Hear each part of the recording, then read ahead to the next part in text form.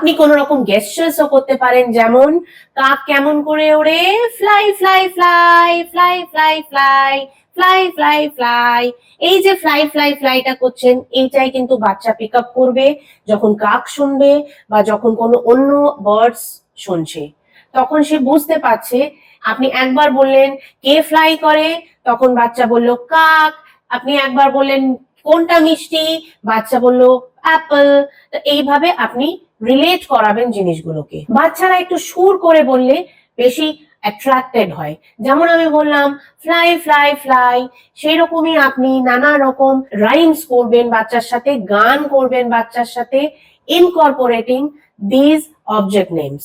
Fruit names, animal names related অনেক rhymes আছে, আপনি গুগল বা ইউটিউবে সার্চ করলেই পেয়ে যাবেন, সেইগুলো বাচ্চাকে শেখাতে পারেন ইররেসপেক্টিভ অফ এনি ল্যাঙ্গুয়েজ। পুরো ভিডিও দেখার জন্য আমার চ্যানেল ভিজিট করুন।